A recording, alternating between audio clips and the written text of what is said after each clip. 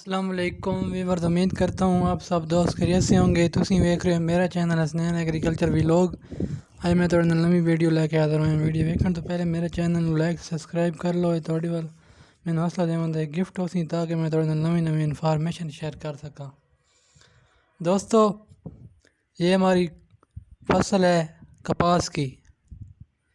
बीज का नाम है SS32। बिजाई हमने जब की है, इसकी तारीख है 22/3/2021। और लाइन टू लाइन का फासला जो है 30 इंच का है।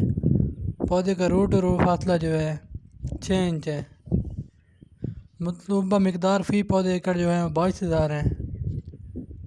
फर्टिलाइज़र प्लान जो है हमारा वो 1 बोरी DAP और 1 बोरी कैन गोरा।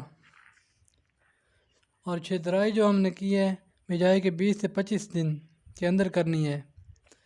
बीज फी एकड़ 8 किलोग्राम डाला है हमने। बोर उतरा हुआ खुश्क गोडी जो हमने करनी है बिजाई से 30 के दिन के अंदर अंदर करनी है। ठीक है दोस्तों, 30 दिन के अंदर अंदर करनी है ताकि इसमें जड़ी बूटी ना होगी और कपास साफ़ सुथरी हो। अच्छी पैदावार हासिल करने के लिए हमें तो अच्छी मैनेजमेंट करनी पड़ेगी। ठीक है, इसको हमने जो रूट रो और प्लांट लगाया ना दोस्तों, इसका में ये फ़ायदा है कि इसमें हवा और रोशनी का गुज़र हो सके और बीमारी कम अटैक करेंगी जब इसमें। और गोडी भी आसानी से कर सकते हैं। उसके बाद उसमें हम जो रेजर वगैरह चलाते हैं वो भी आसानी से कर सकते हैं। खाद स्प्रे सारा कुछ आसानी से हो सकता है काम इसमें। और कोशिश करनी है कि इसका सफाई का ख़ास ख्याल करना है, जड़ी बूटी इसमें ना उगे ताकि हम अच्छी पैदावार हासिल कर सकें।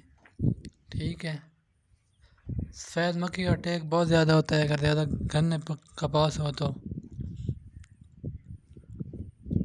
ठीक है दोस्तों, कोशिश करनी है कि फ़सल को साफ़ सुथरा रखेंगे तो पैदावार अच्छी हासिल होगी।